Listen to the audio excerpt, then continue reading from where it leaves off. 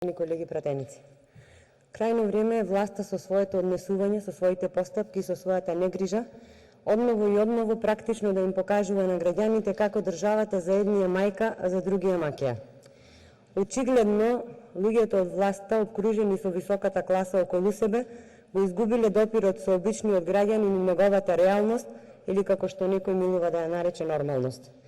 Свесни ли сте дека со овој денешен закон државата ќе биде мајка само за оние кои имаат, односно за оние кои како и секој ден, така и на 10, 11 и 12 октомври ќе можат да си купат телефон, компјутер, лаптоп, накид и други работи. Но што со оние кои ниту на 10, ниту на 11 или на 12 не можат да си ги купат овие работи затоа што тие овие работи ги купуваат на кредит? И што со оние кои плата добиваат на 15?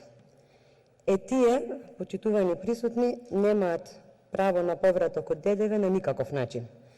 Првите немаат право затоа што во неможност да си ги купат работите во готово, се принудени да земаат кредит за кој не добиваат фискална сметка. Вторите немаат право затоа што нивниот работодавец, согласно законските можности, плата им префрла на 15. Додека пак другите немаат право затоа што спомнавме дека не сите имаат паметни телефони за да можат да ја симнат апликацијата и такви се 600 до 700.000 граѓани. Колешка Лукаревска, во рете, ве слушнав, ве разбрав дека можат да се обратат во регионалните центри, но сите ќе се согласите со мене колку граѓаните милуваат да одат по тие регионални центри, да губат нерви и време, посебно во време на пандемија.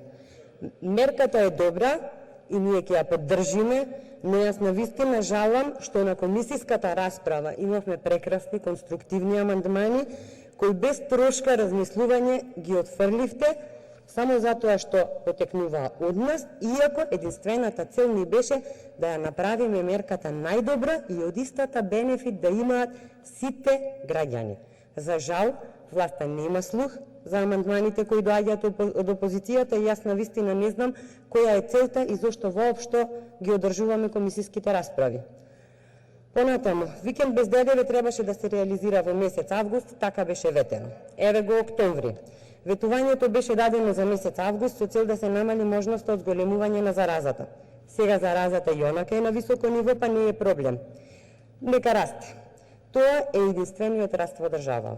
Во месец мај, почитуваниот вице-премиер за економски прашања Бетики рече: ова е мерка што се предвидува да се реализира кон крајот на август или почетокот на септември, со очекувањето дека ефектите од коронавирусот и пандемијата ќе спласнат и ќе се создадат услови за непречено функционирање на општеството и во таа смисла не сметаме дека евентуалното групирање на луѓе ќе предизвика бран негативни ефекти. Секако дека ако во тој период има препораки за негрупирање, ќе се види кога е погодниот момент за тоа да се реализира. Нема да креираме мерки што ќе ги загрозат животите на граѓаните. Завршен цитат. Ниту ефектите од пандемијата спласнаа кон крајот на август и почетокот на септември, за жал на сите, ниту се создадоа непречени услови за функционирање на општеството и сметате ли дека токму сега е погодниот момент на над 350 заболени граѓани? Веднаш после вице-премиерот се огласи почитуваниот ни премиер кој изјави, цитирам: викендот ќе биде воведен проектот пред почетокот на школската година, бидејќи тогаш знаеме дека родителите повеќе трошат за дечињата. Ниту викендот се воведе проектот, ниту почна школската година, ниту пак родителите можеа да потрошат повеќе пари за дечињата кои си почнаа снаоѓајќи се кој како знае и умее. Крајните заклучоци ми се дека државата ќе додели 17 милиони евра на оние кои имаат. Мерката ќе биде тешко применлива, бидејќи дел од фирмите ќе се соочат со проблеми за дополнително прилагодување на фискалните каси. Од мерката бенефит ќе имаат поимотните наместо посиромашните граѓани, односно посиромашните граѓани ќе бидат збунети и сурово дискриминирани во поглед на правото и можноста да имаат полза од овој закон. И со мерката се загрозуваа животите на граѓаните, бидејќи се носи во непогоден момент.